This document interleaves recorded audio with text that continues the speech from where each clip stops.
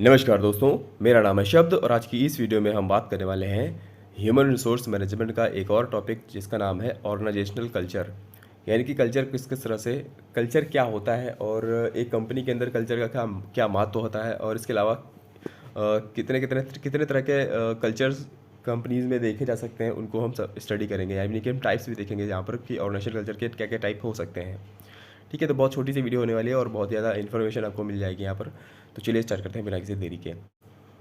और ये video start करने से पहले मैं आपको बता देना चाहता हूँ कि हमने यहाँ पर ह्यूमन रिसोर्स मैनेजमेंट के रिगार्डिंग बहुत सारे वीडियोस बना रखे हैं, जिसको जो जो वीडियोस आपको एक प्लेलिस्ट के माध्यम से मिल जाएंगे। प्लेलिस्ट आप यहाँ से देख सकते हो। कमेंट सेक्शन में आप मैं पिन कर दूंगा या फिर इसको प्लेलिस्ट का जो लिंक है वो डिस्क्रिप्शन बॉक्स में दे दूँगा, तो आप वहाँ से जाकर आसानी से समझ सकते हो। और बहुत सारे टॉपिक्स हैं HRM से रिलेटेड, जैसे है आपका recruitment selection, H R P और परफॉर्मेंस अप्रेजल। इसके अलावा बहुत सारे टॉपिक्स हैं, वर्कर्स पार्टिसिपेशन मैनेजमेंट। ये सारे टॉपिक जो इंपॉर्टेंट टॉपिक हैं मैंने वही बना रखे हैं यहाँ पर। और भी जितने मुझे मिलते रहेंगे टॉपिक्स जो बनाने चाहिए मुझे इस यूनिट के रिगार्डिंग मैं बनाता रहूँगा। ठीक है, तो चलिए स्टार्ट करते हैं। ऑर्गेनाइजेशनल कल्चर क्या होता है? कल्चर का मतलब होता है सिंपल कि कुछ वैल्यूज़ होती हैं, कुछ बिहेवियर्स होते हैं जो कंपनी के लोग जिस तरह से वर्क करते हैं, कंपनी के लोग जिस तरह से चीज़ें कंट्रीब्यूट करते हैं अपनी कंपनी के माध्यम से कंपनी के लिए, वो सारी चीज़ें कंबाइंडली हम उनको कलेक्टिवली या फिर उनको मिलाकर हम जो चीज़ें होती हैं उनको हम कहते हैं कल्चर है या उस कंपनी का कल्चर है। ठीक है, कल्चर जो है इंक्लूड करता है ऑर्गेनाइजेशन के विजन को, वैल्यूज़ को, नॉर्म्स को, सिस्टम्स को, सिंबल्स को, लैंग्वेजेस को, असम्पशंस को, लोकेशन, बिलीफ एंड हैबिट्स।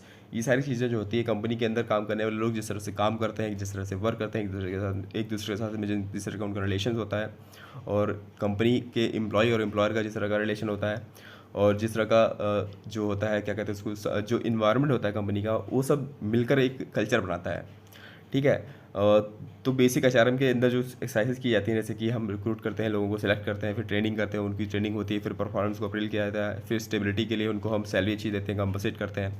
तो ये सारी एक्सरसाइजेज जो हैं वो जो इन्फ्लुएंस करती हैं उसके एम्प्लॉय के बिहेवियर को, और उसके बाद में उससे बिल्ड होता है क्या वैल्यूज़ बनती हैं एक कंपनी के। वैल्यूज़ जो होती हैं, या फिर वैल्यूज़ का मतलब होता है कि जो कंपनी के नियम कानून है, जो कंपनी के अंदर नियम कानून लागू होते हैं, जो नियम कानून चलते हैं कंपनी के अंदर, वो मिलकर जो है उस तरह का एक कल्चर बना देते हैं कंपनी का। उसी को हम जो है ऑर्गेनाइजेशन का कल्चर बोलते हैं।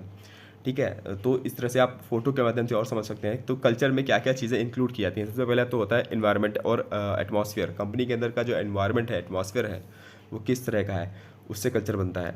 ऑर्गेनाइजेशन के अंदर कंपनसेशन किस तरह से मिलता है? कंपनसेशन का मतलब यहाँ पर सैलरी है, वेजेस से है, रेम्यूनरेशन से है। जो भी कुछ रिवॉर्ड जो मिलता है काम करने के बदले में, उसको हम यहाँ पर कंपनसेशन बोलते हैं। इसके बाद में स्टैंडर्ड्स एंड पॉलिसीज़ होती हैं। स्टैंडर्ड एंड पॉलिसीज़ का मतलब यहाँ पर क्या होता है कि कंपनी किस तरह की पॉलिसी फॉलो करती है, किस चीज़ों को, मतलब किसी काम को करने के लिए कौन से तरीके अपनाए जाते हैं वहाँ पर, वो चीज़ें होती हैं यहाँ पर। इसके बाद में पीपल, लोगों की बात होती है कि लोग किस तरह के हैं कंपनी के अंदर, जो अपना काम सही तरीके से कर रहे हैं नहीं कर रहे हैं। ठीक है, फिर लीडरशिप आती है, यानी कि टॉप मैनेजमेंट जो है वो किस तरह का है, वो लोगों से काम करवा सकता है नहीं करवा सकता, उसकी मैनेजमेंट स्किल्स कैसी हैं। ठीक है, तो वो चीज़ें आती हैं। प्लानिंग उनकी किस तरह से होती है, डिसीजन मेकिंग किस तरह से करते हैं वो लोग, तो वो लीडरशिप के ऊपर सारा होता है यहाँ पर। ये भी बनाता है। उसके बाद में आता है ऑर्गेनाइजेशन में सब कुछ इंक्लूड कर लेते हैं, जो भी कंपनी के अंदर है चीज़ें, जो टॉप लेवल से लेकर लोअर लेवल तक की सारी चीज़ें जो होती है वो ऑर्गेनाइजेशन कहलाती हैं, और ये सारी चीज़ें मिलकर एक कल्चर बनाती हैं। ठीक है, तो कल्चर बहुत ही ज़्यादा कॉम्प्रहेंसिव सब्जेक्ट है, और यहाँ पर कंपनी के अंदर की चीज़ें जिस तरह से की जाती हैं उसको हम कल्चर बोलते हैं। ठीक है, तो ये उम्मीद करता हूँ आपको कल्चर समझ में आ गया होगा। इसके बाद में हम अगला टॉपिक देखते हैं कि मैनेजमेंट के स्टाइल्स कौन कौन से हैं, यानी कि किस तरह के कल्चर्स किसी कंपनी के माध्यम से हम देखे जा सकते हैं, या फिर नॉर्मली किस तरह की कंपनीज़ में किस तरह का कल्चर अपनाया जाता है। तो उनको हम 4 भागों में बांटते हैं, और ये 4 जो टाइप्स हैं हमारे, उनको हम यहाँ पर कलेक्टिवली पढ़ेंगे।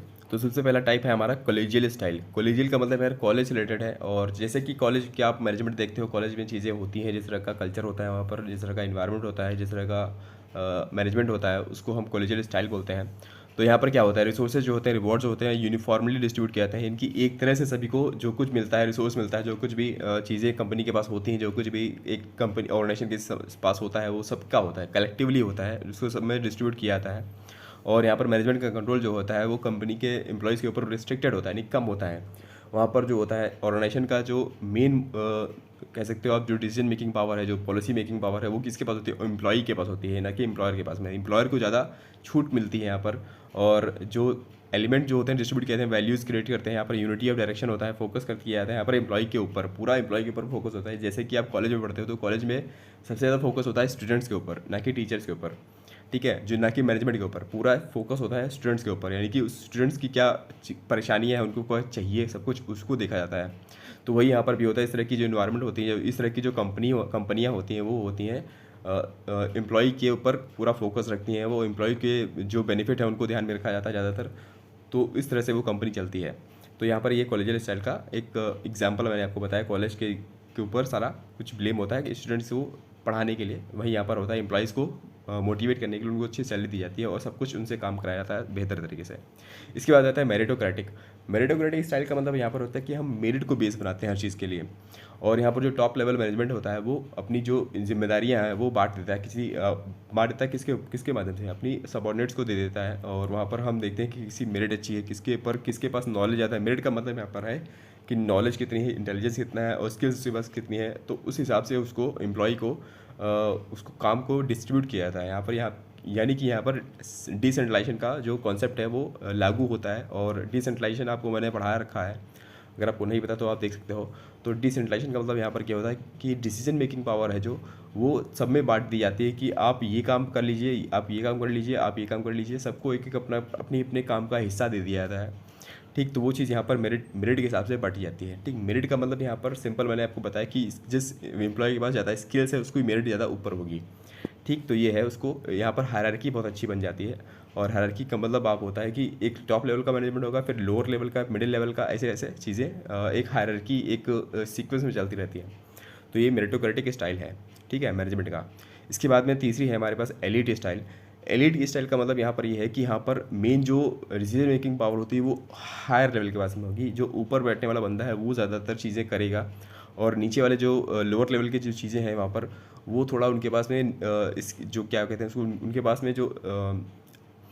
पास में जो पावर है वो कम हो जाती है। डिसीजन मेकिंग पावर ज़्यादातर सीनियर मैनेजमेंट के पास में होती है। और यहाँ पर हायरार्की जो होती है स्ट्रिक्ट हो जाती है थोड़ी सी, ठीक है। जो पावर है और रिसोर्सेज हैं और रिवॉर्ड्स हैं फोकस करते हैं सारे लेवल के हायरार्कीज़ के ऊपर, ठीक है। और लास्ट का हमारा जो स्टाइल है उसको है, उसका नाम है लीडरशिप स्टाइल। लीडरशिप स्टाइल में सारी चीज़ें जो मैंने अभी एलीट स्टाइल में बताई हैं वो ज़्यादा इंटेंस हो जाती हैं। और यहाँ पर सबसे ज़्यादा हायर लेवल का जो चीज़ें होती हैं वो लीडर्स के द्वारा की जाती हैं। जैसे कि आप आर्मी में देखते होंगे, इसका बेस्ट एग्जांपल होगा आर्मी का जो टॉप लेवल का जो ऑफिसर होता है उसके पास में सारी पावर होती है। जो वो सबॉर्डिनेट से अपने कहेगा वही, जो उसका जो सबॉर्डिनेट है उसको वही करना पड़ेगा। अगर वो बोलेगा यहाँ पर खड़े हो जाओ तो वहाँ पर आपको खड़े होकर रहेगा, दिन भर बिताना पड़ेगा आपको, ठीक। तो ये लीडरशिप स्टाइल का जो होता है, जो कॉन्सेप्ट जो यहाँ पर बताता है कि लीडर जो कहते हैं वही आपको करना पड़ेगा, ठीक है। तो मेन पावर यहाँ पर लीडर्स के पास में होती है। तो ये इस तरह का लीडरशिप स्टाइल होती है।